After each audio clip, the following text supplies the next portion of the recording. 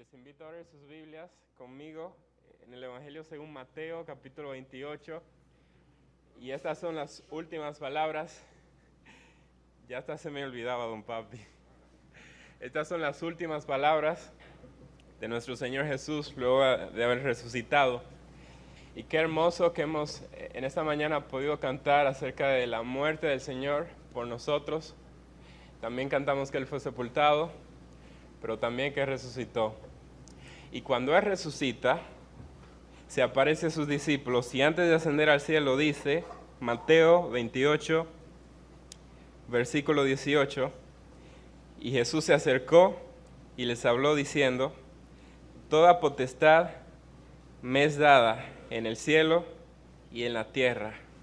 Por tanto, id y haced discípulos a todas las naciones, bautizándolos en el nombre del Padre, y del Hijo, y del Espíritu Santo, enseñándoles que guarden todas las cosas que os he mandado, y he aquí, yo estoy con vosotros todos los días, hasta el fin del mundo.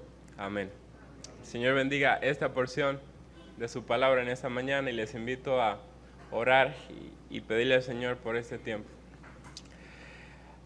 Señor, viendo ese pasaje de tu Escritura, queremos abrir nuestro corazón y que tú puedas, Señor, hacernos no solamente oír lo que tú tienes para nosotros en esta mañana, sino también obrar, Señor, conforme a lo que oímos. Gracias por Cristo, su muerte, Señor, nos limpió de todos nuestros pecados, su resurrección, hacernos no solamente oír lo que tú tienes para nosotros en esta mañana, sino también obrar, Señor, conforme a lo que oímos. Gracias por Cristo, su muerte, Señor, nos limpió de todos nuestros pecados, su resurrección nos dio la garantía de que un día Él volverá por nosotros y esperamos con anhelo y con ansias nuestro Salvador.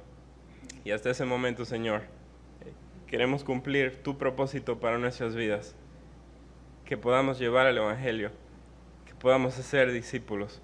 Y aquí que tú estás con nosotros todos los días hasta el fin del mundo.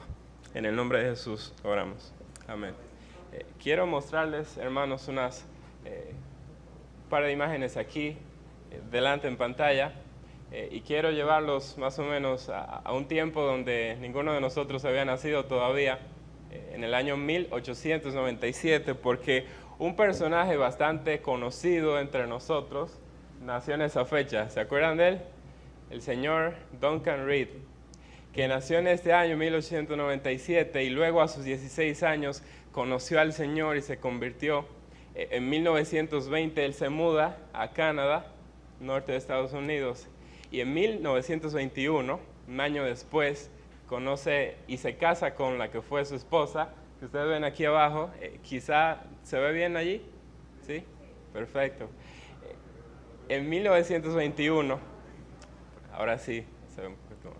1921 se casa con su esposa y el otoño de ese mismo año se muda a un país hermoso que se llama República Dominicana, a servir al Señor tiempo completo con República Dominicana, a servir al Señor tiempo completo como misioneros. Se casan en este año 1921, en abril, más o menos, y pisan aquí en nuestro país por primera vez. ¿Adivinen qué ciudad? En la novia del Atlántico, aquí en Puerto Plata. Esta fue la primera ciudad donde ellos pisaron. Y en todos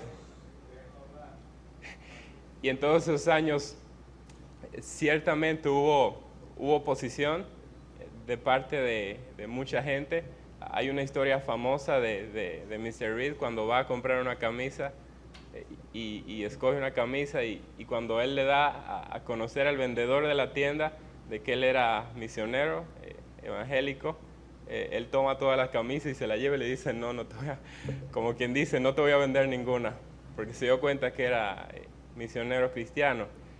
Hubo oposición, hubo dolor, perdieron a su primer hijo aquí.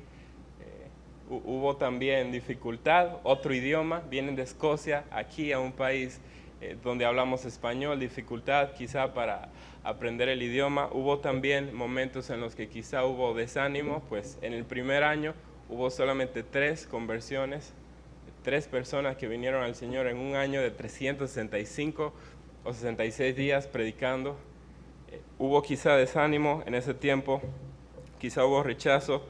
Sin embargo, de 1930 a 1950, más o menos, hubo alrededor de 275 bautizos. Personas que venían al Señor y el Señor estaba obrando con poder mediante su Espíritu Santo aquí en la ciudad de Puerto Plata. Y hoy en día, si usted ve alrededor suyo, ¿cuántas personas que han venido al Señor? Y el Señor usó a esas 2 personas sencillas de un país lejano, los trajo aquí y aquí plantó su iglesia. Y como dice el himno, en la prueba y en la lucha, la iglesia sigue caminando. Aunque el diablo se oponga, la iglesia sigue caminando. Ahora, hermanos, cuando yo pienso en esto, y ahí quedan todas las imágenes.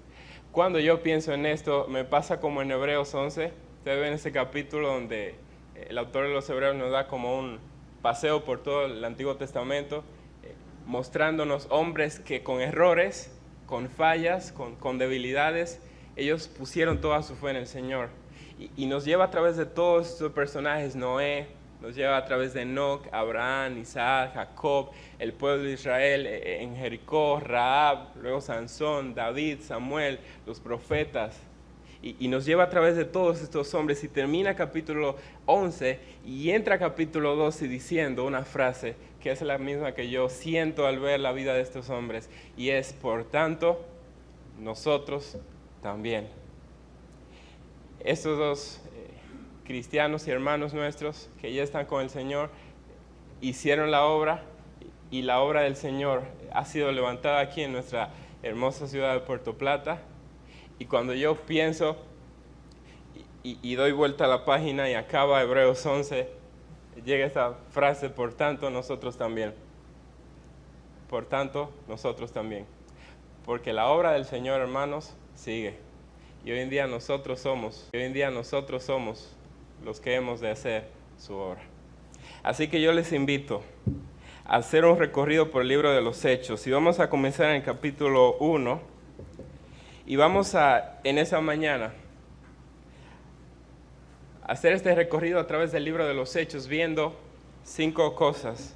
Ahora, antes de entrar en el capítulo por capítulo, vamos a ver un resumen de qué trata el libro de los Hechos. Si ustedes se acuerdan, capítulo 1, el Señor, versículo 8, les da la comisión. Dice: pero recibiréis poder cuando haya venido sobre vosotros el Espíritu Santo, y me seréis testigos en Jerusalén, y en toda Judea y en Samaria y hasta lo último de la tierra. Y en este versículo se basa todo lo que va a pasar en el libro de los Hechos, que ellos habrían de ser testigos en Jerusalén y más allá en Judea, en Samaria y hasta lo último de la tierra. En capítulo 2 es la llegada del Espíritu Santo, el cual desciende, hablan en lenguas, en idiomas diferentes, y la gente viene al Señor. Pedro se pone de pie, alza la voz y predica un mensaje que el Señor usó poderosamente, y 3,000 personas vienen a la fe en Cristo.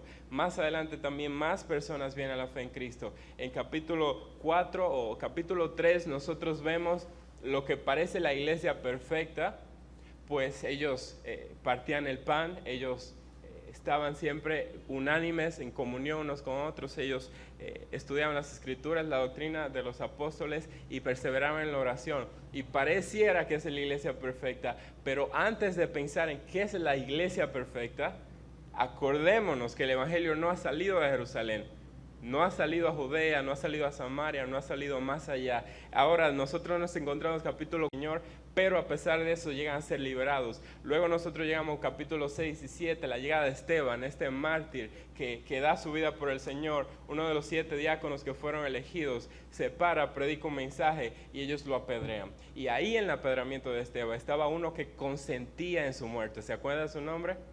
Saulo, que es el mismo Pablo, que tiene mucha relevancia en los siguientes capítulos. En capítulo 8, vamos allá.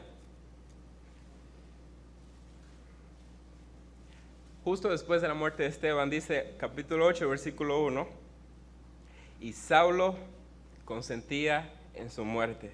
En aquel día hubo gran persecución contra la iglesia que estaba en Jerusalén, y todos fueron esparcidos por las tierras de Judea y Samaria, salvo los apóstoles. Ahora un momento, acuérdense que en 1:8, Hechos 1:8, ¿cuál era la orden? Vayan y prediquen el evangelio a Jerusalén, Judea, Samaria y hasta el último de la tierra. Y aquí en 8:1, en la parte B, dice que hubo persecución en la iglesia en Jerusalén y todos fueron esparcidos por la tierra de Judea y de Samaria. Lo que el Señor le está mandando en Hechos 1:8 ahora se está cumpliendo en Hechos 8:1. Y luego seguimos con capítulo 9 al 12, la gente comienza a darse cuenta, entonces el evangelio no es solo para los judíos, es también para los gentiles.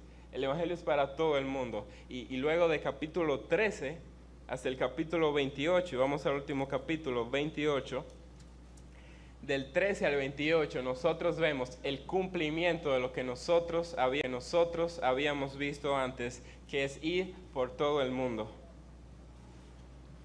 Capítulo 28, versículo 30. Y Pablo permaneció 2 años enteros en una casa alquilada y recibía a todos los que allí venían, predicando el reino de Dios y enseñando acerca del Señor Jesucristo, abiertamente y sin impedimento. Y este es el libro de los Hechos.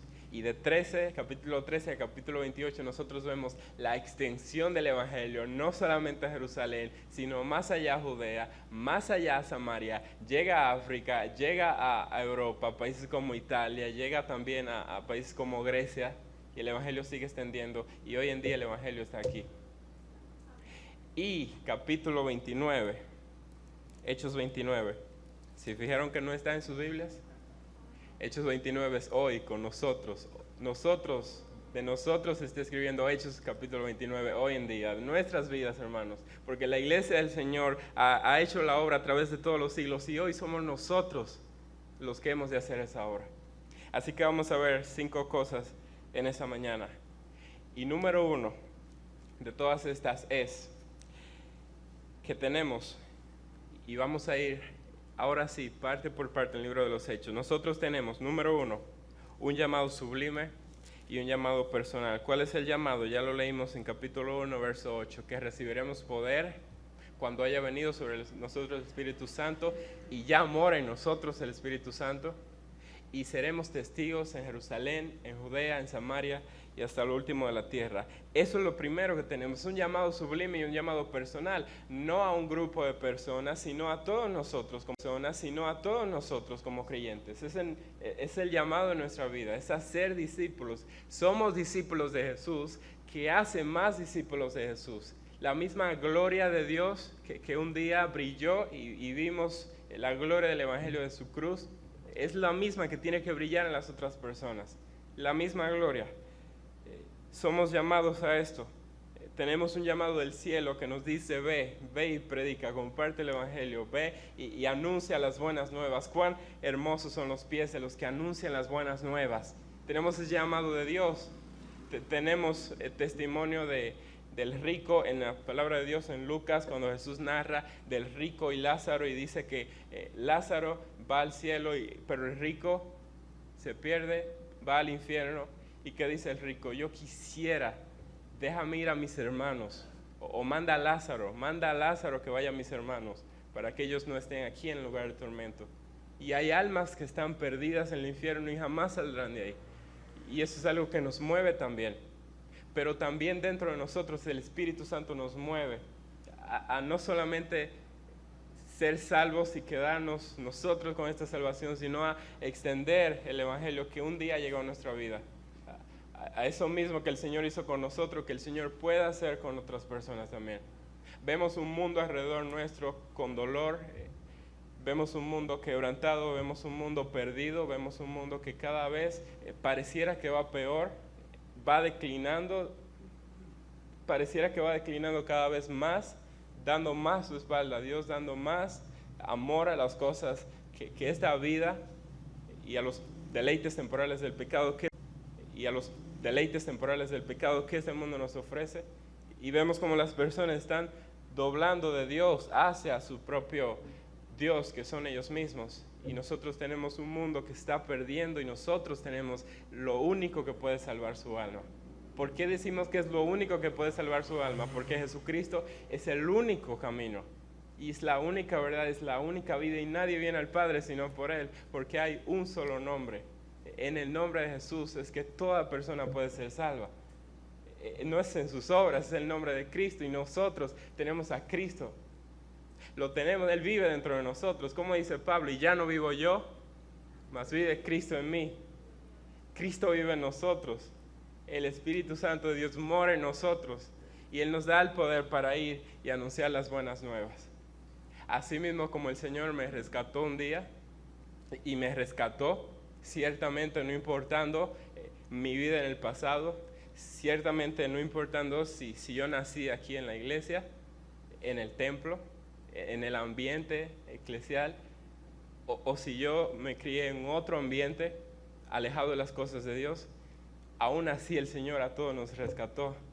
Por su gracia y su misericordia, un día las cosas de Dios y el Evangelio quizá nos parecían aburridas o algo para gente mayor, pero un día la gloria de Dios brilló en nuestros corazones para iluminación del conocimiento de la gloria de Dios en la faz de Jesucristo, dice 2 Corintios 4:4.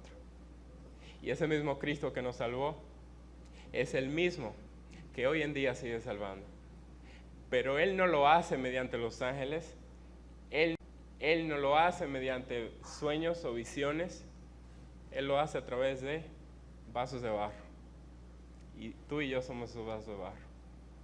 Ahora, puede llegar a la mente de nosotros alguna vez en nuestra vida que quizá esta gran comisión, quizá este llamado está reservado para un grupo exclusivo de personas, pero vamos a la segunda cosa, que es que tenemos un poder sobrenatural. Mira lo que dice capítulo 2 aquí en Hechos, versículo 1, que cuando llegó el día de Pentecostés, estaban todos unánimes juntos, y de repente vino del cielo un estruendo, como un viento recio que soplaba, el cual llenó toda la casa donde estaban sentados, y se les aparecieron lenguas repartidas como de fuego, asentándose sobre cada uno de ellos, y fueron todos llenos del Espíritu Santo, y comenzaron a hablar en otras lenguas, o sea, en otros idiomas, según el Espíritu les daba que hablasen.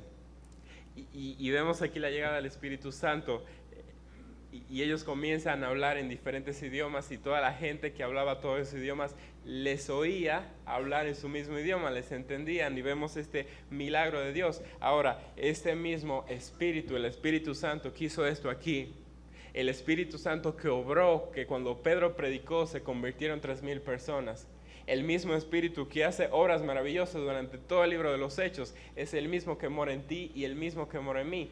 Y Él nos ha dado el poder. ¿Para qué? Para anunciar estas buenas nuevas.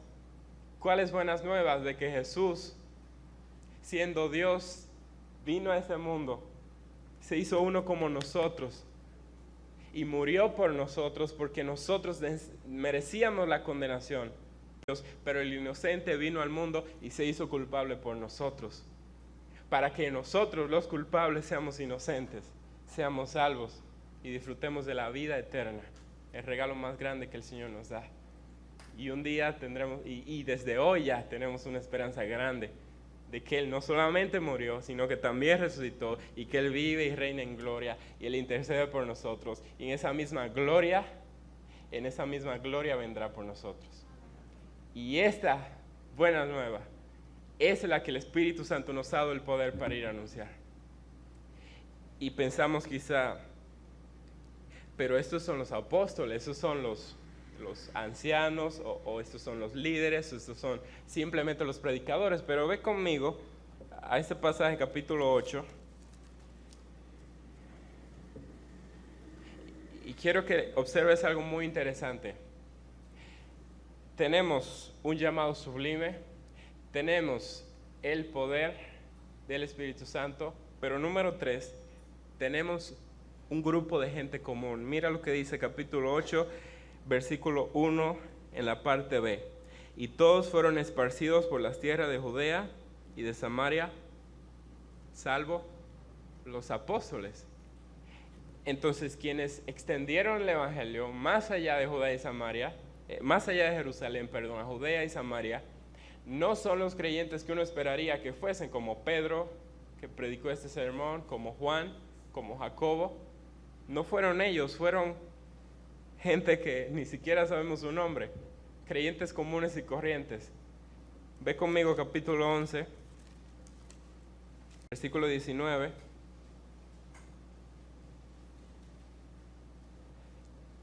Ahora bien, los que habían sido esparcidos a causa de la persecución que hubo con motivo de Esteban pasaron hasta Fenicia, Chipre y Antioquía, no hablando la palabra a nadie, sino solo a los judíos.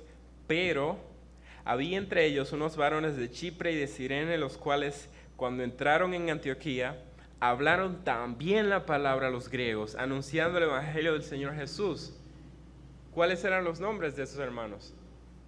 No sabemos. No sabemos cómo se llamaban, nada, gente común y corriente.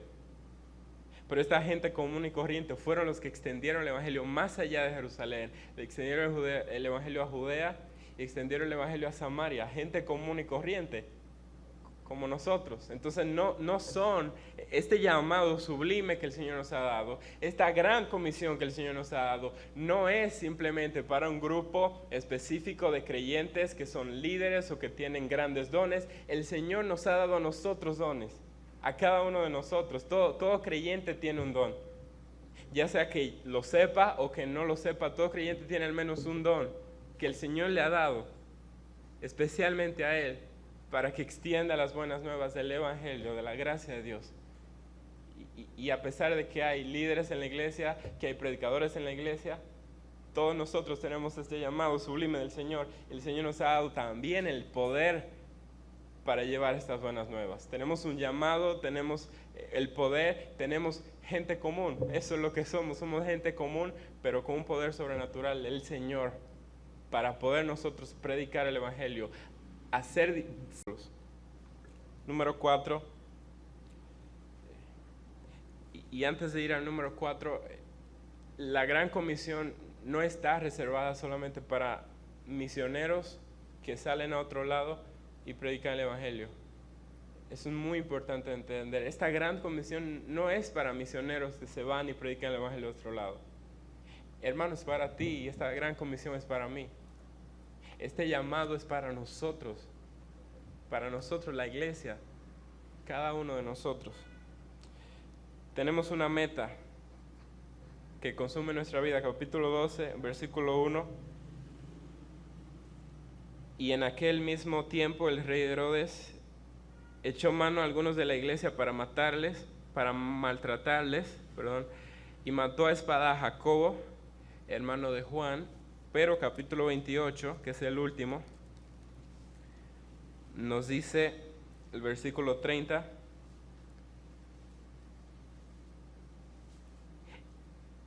y Pablo permaneció por 2 años enteros en una casa alquilada y recibía a todos los que a él venían, predicando el reino de Dios y enseñando acerca del Señor Jesucristo abiertamente y sin impedimento. Entonces hubo hombres que perdieron su vida temprano, hubo hombres que vivieron vidas largas, pero toda su vida fue guiada, toda su vida fue consumida, toda su vida tenía el propósito y esta meta, que es la gloria de Dios. Ya sea Jacobo, que vemos su muerte aquí, ya sea Pablo, que murió más adelante, pero todos nosotros la gloria de Dios. Ya sea Jacobo, que vemos su muerte aquí, ya sea Pablo, que murió más adelante, pero todos nosotros tenemos una vida cuya meta es la gloria de Dios. Esa es la meta de nuestra vida. No es la gloria propia nuestra, es la gloria de Dios. Y cuando nosotros vinimos a Cristo, no fue simplemente que nosotros éramos personas más o menos morales, hicimos la oración, tomamos la tarjeta para ir al cielo, y simplemente añadimos Jesús a toda nuestra vida común y corriente. Cuando vinimos a Cristo, fue toda nuestra vida que cambió. Porque de modo que si alguno está en Cristo, es una nueva criatura, una nueva creación.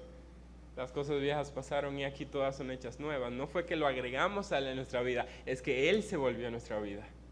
Y Él es nuestra vida. Todas nuestras decisiones van en torno ¿a qué? A la gloria de Dios. Todas nuestras decisiones siempre van en torno a que la belleza, la magnificencia, la profunda el profundo valor, la gloria de Dios sea más y más y más en nuestra vida y en la vida y en los corazones de todas las personas a mi alrededor. Y esa es la meta de nuestra vida, es la gloria de Dios. La gloria de Dios aquí y la gloria de Dios hasta lo último de la tierra. ¿Sabían ustedes que no ha llegado el Evangelio a todos los lugares del mundo? Hay millones de personas que no han escuchado su nombre. Yo tengo un amigo que conoce, o que más bien es muy amigo cercano de un misionero en Francia. Él es misionero en Francia. Cuando yo escuché esto, yo pensé, misionero en Francia. Uno se imagina siempre más bien como entendió lo que él decía, una ciudad, no recuerdo el nombre, ahí en Francia, con millones de personas, o sea, millones de personas, y hay una sola iglesia cristiana. Y en esa iglesia no son cientos, son alrededor de 30, 50 personas. Entonces yo pensaba, sí se necesita el Evangelio. Y pensábamos, y un hermano comentaba eso también en la oración el viernes, las grandes iglesias que hubo en Inglaterra, Alemania, Escocia, etc., ya no son iglesias, son museos más bien. Son museos porque no hay creyentes. Solo queda el templo, solo quedan las memorias, los recuerdos, pero no hay creyentes ahí el día de hoy. Pero más allá hay muchos países donde no hay creyentes, no hay cristianos, es un número demasiado pequeño. O sea, imagínense millones de personas que jamás en su vida conocen a un cristiano, ¿cómo van a creer del quien no han oído? ¿Y cómo irán sin haber quien les predique? ¿Y cómo predicarán si no son enviados? No hay evangelio en todas las partes del mundo. Entonces nuestra meta es que el evangelio llegue a todas las partes del mundo, desde aquí y cada vez más allá. Hermanos, la meta son las naciones, pero hay que comenzar también desde aquí. ¿Y ustedes saben cuál es el primer paso para esta gran comisión? El primero son nuestros pequeños. Son el primer paso de la gran comisión. Son lo más cercano que tenemos a nosotros. El primer ministerio de tu vida es nosotros. El primer ministerio de tu vida es tu familia. Ellos son los primeros discípulos de Cristo que nosotros anhelamos hacer. Ellos son los que mañana se va a estar escribiendo Hechos 29 con la vida de ellos. Así que la misión comienza aquí y la meta son las naciones, todo el mundo. Tenemos un llamado sublime, tenemos el poder sobrenatural del Espíritu Santo para cumplir ese llamado. Tenemos gente común y corriente, tenemos una meta que consume nuestra vida. Y número 5, tenemos un galardón que vale la pena todo lo que tenemos. Filipenses capítulo 3 y versículo 7.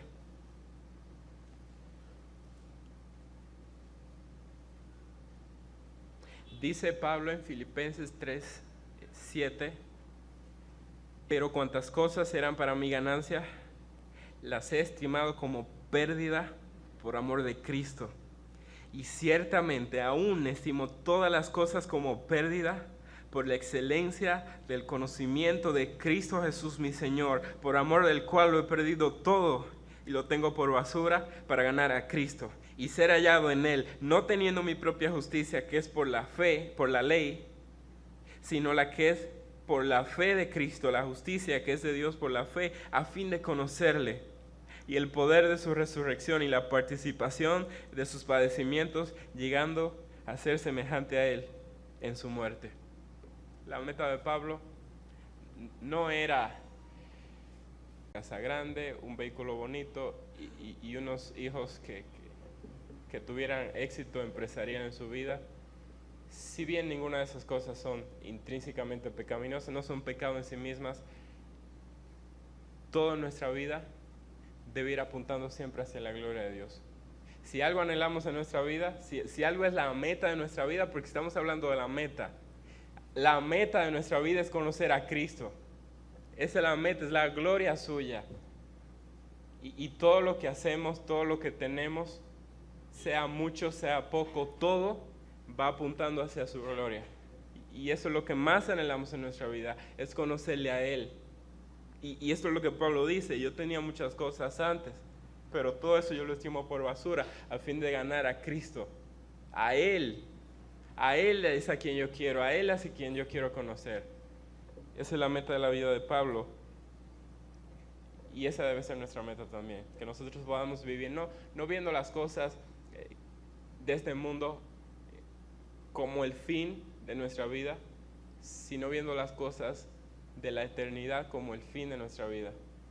Vivir a la luz de la eternidad. Vivir estos años que tenemos a la luz de lo que viene, que es mucho más grande que esta corta vida. Y yo buscaba cuál es la expectativa de vida aquí en nuestro país. Más o menos, no se asuste hermano, porque es solo promedio, son 73.69 años. Ahora, claro, eso no significa que vamos a durar hasta esa edad, es solo un promedio, porque aquí sí tenemos hermanos que ya hasta el Salmo 90 ya se pasaron, que los días de nuestra edad son, ya hasta el Salmo 90 ya se pasaron, que los días de nuestra edad son 70 años, si en lo más robusto 80, mi abuela tiene 89, yo le digo, así que ciertamente 89 años son mucho, 73 igual, pero la cosa es, hermanos, si son 73, si son 80, 89, si son 69, no sé, los años que sean, ¿cómo lo vamos a vivir? Porque esto nos da una perspectiva. Entonces mi vida tiene un fin, tengo más o menos tantos años de vida, ¿cómo lo vamos a vivir? Y mi deseo para ustedes hermanos, como iglesia y como creyentes individualmente, es que estos años que tenemos lo vivamos a la luz de la eternidad. Quiero mostrar dos diapositivas más adelante, unos mapas, porque yo quiero decirles otra vez, hermanos, el Evangelio siguió, pero increíblemente, con poder, pero fue impresionante. O sea, solo piensen, es impresionante que gente pagana de pronto se convierta tan rápidamente al Señor. Y le voy a mostrar un mapa de este lado del mundo, donde está ahí Israel, lo que hoy se llama Turquía. Y yo quiero que ustedes vean cómo el Evangelio avanzó.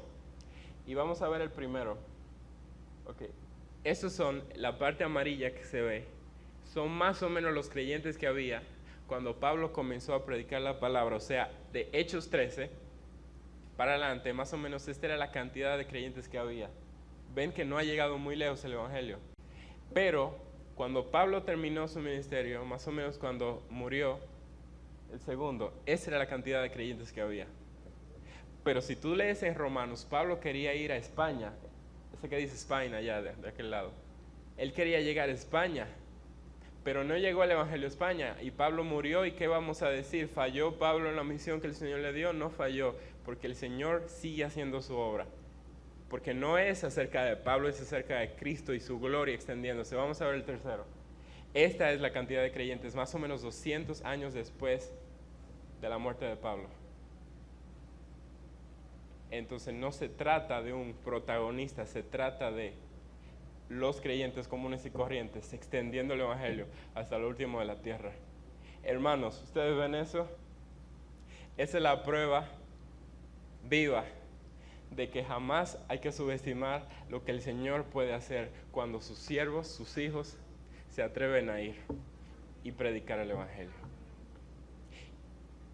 Y el Evangelio siguió más allá y llegó aquí y llegó a tu puerta un día, y es tu responsabilidad el día de hoy, como los jóvenes moravos que se entregaron como esclavos para ir a predicar el Evangelio a una isla, y ellos dijeron: no importa, porque no merece el Cordero de Dios su recompensa por todo su sacrificio. Como Jim Elliot, que decía: no es un tonto el que deja lo que no puede retener para ganar lo que no puede perder. Como Esdras, yo estudio la palabra para vivir la palabra, para predicar la palabra. Hermanos, esta es la meta de nuestra vida, es la gloria para predicar la palabra. Hermanos, esta es la meta de nuestra vida, es la gloria de Dios. Y eso ruego para esta iglesia y para cada uno de nosotros. La gloria de Dios. ¿Quién irá por nosotros? Dice el Señor. ¿A quién enviaré? ¿A quién enviaré? Seamos nosotros los que digamos hoy en esa mañana, heme aquí, envíame a mí. Henos aquí, Señor. Envíanos a nosotros, a donde quieras. Comenzando desde aquí hasta donde quieras, Señor. Y que la meta de nuestra vida sea ese día en que escuchemos como en Apocalipsis, que ellos cantaban un cántico nuevo diciendo, digno eres de tomar el libro y de abrir sus sellos, porque tú fuiste inmolado y con tu sangre nos has redimido de todo linaje y lengua y pueblo y nación, y nos has hecho para nuestro Dios reyes y sacerdotes, y reinaremos sobre la tierra. Y como Juan, que miró y oía a los ángeles y también a los seres vivientes y a los ancianos, su número era millones de millones, que decían, el Cordero que fue inmolado es digno de recibir el poder y las riquezas y la honra y la gloria y el poder. Y al que está sentado en el trono